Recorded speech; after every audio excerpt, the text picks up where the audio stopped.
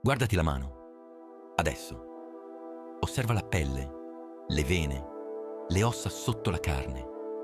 Ti sembrano cose solide e terrestri, vero? Ti sbagli. Ogni singolo atomo di calcio nelle tue ossa, ogni particella di ferro che colora di rosso il tuo sangue, non sono nati qui. Sono alieni. Sono i resti di un fantasma. Quello che stai per vedere non è solo la storia di una stella, è la tua storia. E inizia nel buio più profondo. Immagina una nuvola, non come quelle che vedi in cielo, soffici e bianche. Parlo di una nebulosa, una cattedrale di gas e polvere grande anni luce. È fredda, immensamente fredda, meno 260 gradi. Qui tutto dorme. Milioni di particelle fluttuano nel silenzio eterno. Sembra che nulla possa mai accadere. Ma la gravità è paziente e non dorme mai. Basta un niente. L'onda d'urto di una supernova lontana o forse solo il passaggio di una galassia vicina. L'equilibrio si rompe. La polvere inizia a cadere su se stessa. Lentamente all'inizio, poi sempre più veloce. Un vortice titanico. Immagina miliardi di tonnellate di materia che precipitano verso un unico punto centrale. La pressione sale. La temperatura schizza verso l'alto. Il cuore della nube non è più freddo. Sta diventando un inferno. Al centro la temperatura tocca i 10 milioni di gradi. Gli atomi di idrogeno non possono più evitarsi. Si scontrano con una violenza inaudita. E poi succede. Fusione. Un flash che squarcia l'oscurità dell'universo. La materia diventa energia pura. Una stella è nata. Un motore nucleare perfetto che sfida il buio. È bellissima, ma è anche una bomba a orologeria. Per i prossimi miliardi di anni, la nostra stella vive in un equilibrio precario. È una guerra costante. La gravità vuole schiacciarla, farla implodere fino a renderla un punto microscopico. L'energia nucleare vuole farla esplodere, disperdendola nel cosmo. Queste due forze titaniche si annullano a vicenda. È quello che chiamiamo sequenza principale. È la fase in cui si trova il nostro Sole ora. E sembra pace, ma è uno stallo messicano. Dentro il nucleo avviene la magia. L'idrogeno si fonde e diventa elio. È l'alchimia dell'universo. Ogni secondo la stella trasforma milioni di tonnellate di materia in luce. Quella luce viaggia per millenni prima di raggiungere la superficie e poi scappare via. Ma c'è un problema. Il carburante non è infinito.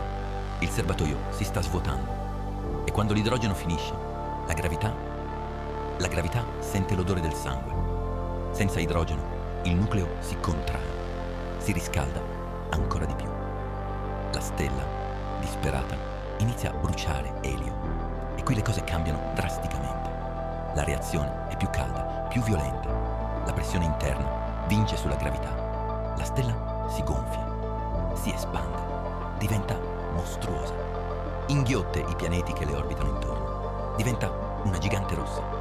Immagina un muro di fuoco che si alza nel cielo e divora la Terra. Questo è il destino. Ora la stella è nel panico. Brucia tutto quello che ha. Elio in carbonio, carbonio in neon, neon in ossigeno, silicio. È una corsa verso il baratro. Ogni nuovo elemento le dà meno energia del precedente, finché non crea il ferro. Il ferro è il killer delle stelle. Fondere il ferro non produce energia, la consuma. In un istante il motore si spegne. La pressione che teneva sulla stella svanisce. Non c'è più nulla che contrasti la gravità. Nulla.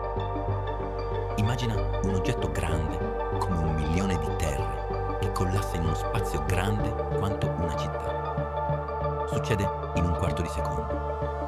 La materia cade verso il centro al 25% della velocità della luce. Si schianta contro il nucleo di ferro. È come un treno merci che colpisce un muro indistruttibile. Rimbalza. Boom! Supernova. L'esplosione più potente dell'universo dopo il Big Bang. Per poche settimane, questa singola stella morente brilla più di tutta la galassia che la ospita. l'energia liberata è inconcepibile.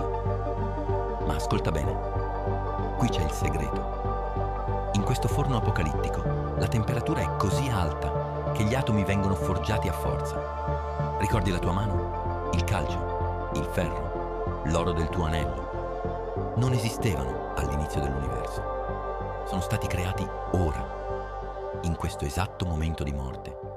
La stella deve morire perché tu possa vivere. L'ossigeno che respiri è stato sputato fuori da una stella che è esplosa miliardi di anni fa.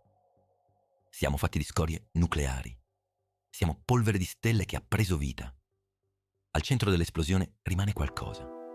Forse una stella di neutroni, densa, come l'eternità. O forse un buco nero, una cicatrice nello spazio-tempo. Ma intorno c'è una nuova nebulosa, nuova polvere, pronta per formare nuove stelle, nuovi pianeti, nuove vite. Il ciclo non finisce mai. Guarda il cielo stasera. Non stai guardando luci distanti, stai guardando i tuoi antenati. Alla prossima.